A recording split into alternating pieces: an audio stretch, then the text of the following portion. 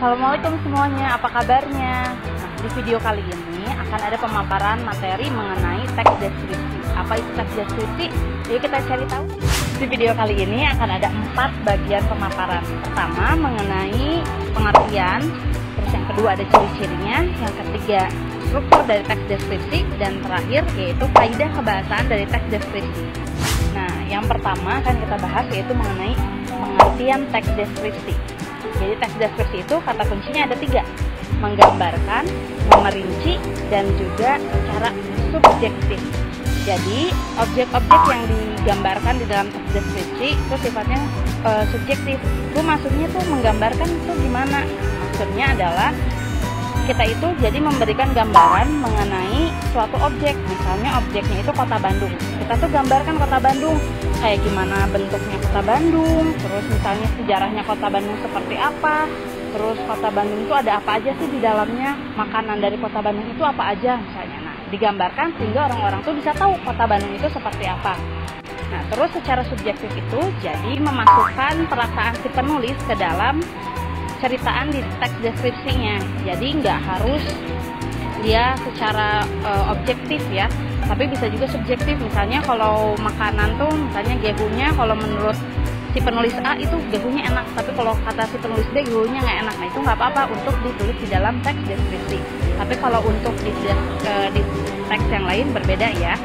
Nah, teks deskripsi juga menjelaskan mengenai suatu hal yang kita seolah-olah itu kita melihat, merasakan, kita berada di dalamnya. Jadi kalau bisa ketika menuliskan mengenai teks deskripsi itu deskripsikan secara indrawi. Jadi secara 5 indera yang kita punyai, apa yang bisa kita lihat, apa yang bisa kita dengar, apa yang kita bisa rasakan lewat mulut, terus apa yang kita bisa rasakan lewat kulit. Nah, itu dituliskan di dalam teks deskripsi. Misalnya kalian mendeskripsikan tentang seseorang atau tentang diri kalian sendiri. Nah, misalnya seperti apa diri kita, warna kulit kita, atau misalnya mata kita bentuknya seperti apa, atau misalnya pakaian kita, misalnya ada orang yang berhijab, ada yang tidak. Terus misalnya laki-laki tingginya seperti apa. Nah, itu yang bisa dilihat.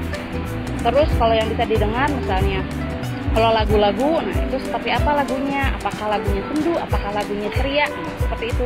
Jadi dideskripsikan seolah-olah orang lain itu bisa mendengar, bisa merasakan apa yang kita rasakan juga. Struktur dari teks deskripsi itu ada 3. Yang pertama, identifikasi bagian.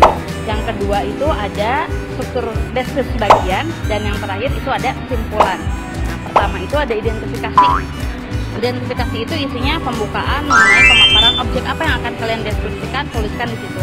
Lalu ada deskripsi bagian. Deskripsi bagian isinya itu mengenai perincian dari objek yang kalian akan gambarkan. Misalnya seperti apa warnanya, seperti apa rasanya, atau yang lainnya. Terus yang terakhir kesimpulannya dari seluruh yang sudah kalian jelaskan. Seperti itu. Nah, yang terakhir nih lupa tadi, ada mengenai jenis-jenis dari teks deskripsi. Sebetulnya ada banyak jenisnya ya, tapi dilihat dari bagiannya itu deskripsi itu dibagi menjadi 2. Yang pertama ada yang menjadi bagian deskripsi dari teks lain, yang satu berdiri sendiri dia. Maksudnya apa, Bu? Kalau kita bacanya novel, cerpen, teks deskripsinya itu ada di dalam novel atau cerpennya. Jadi kita baca secara di dalam novelnya gitu, tidak secara menyendiri. Nah, satu lagi ada teks deskripsi yang terpisah dari teks lain, berdiri sendiri. Itu misalnya yang ada di dalam buku paket kalian, contohnya ibuku, ayahku, misalnya kelinciku, si Bagas. Nah, itu baru menjadi deskripsi yang berdiri sendiri. Ciri dari teks deskripsi. Nah, ciri dari teks deskripsi itu banyak ya. Yang pertama itu yang tadi ada di dalam pengertiannya, menggambarkan. Jadi deskripsi itu isinya yang penggambaran mengenai suatu objek. Yang kedua, bersifat personal atau khusus. Jadi di dalam teks deskripsi yang dijelaskannya itu khusus. Misalnya mengenai kota Bandung. Nah, yang di deskripsinya itu tentang kota Bandung semuanya. Terus misalnya tentang kelinci. Nah, bukan kelinci secara menyeluruh, tapi kelinci yang personal sifatnya. Misalnya kelinciku, atau kelincinya si Bagas, atau kelincinya si Anissa misalnya. Nah, terus juga selain bersifat personal, dia juga harus dijelaskan secara konkret. Konkret itu secara nyata. Jadi orang-orang harus bisa tahu, bisa merasakan apa yang sedang dideskripsikan oleh kita. Nah, yang terakhir nih yang lumayan agak banyak, yaitu penggunaan bahasanya. Oh iya, sebelumnya itu kalian jangan hanya menonton video ini ya. Wajib untuk kalian gunakan buku yang ada di rumah. baca dan pahami. Kalau nggak dari buku pun kalian bisa menggunakan HP kalian, gawai kalian yang di rumah, searching mengenai teks deskripsi. Sip? Kita lanjut nih. Untuk penggunaan bahasa ada 6 nih cirinya. Yang pertama itu menggunakan kata-kata yang khusus untuk mengkonversikan. Bu, contohnya kata khusus tuh kayak gimana? Contohnya misalnya kalian mendeskripsikan tentang kucing kalian. Nah, kucing kalian kan pasti punya ciri-ciri khusus yang berbeda dengan ciri yang lain. Misalnya kucing kalian itu polkadot misalnya, si bentuk warna-warna bulunya. Nah, itu jadi itu kata-kata khususnya. Lalu selanjutnya ada kalimat rincian. Nah, kalimat rincian itu diperinci mengenai yang kalian jelaskan.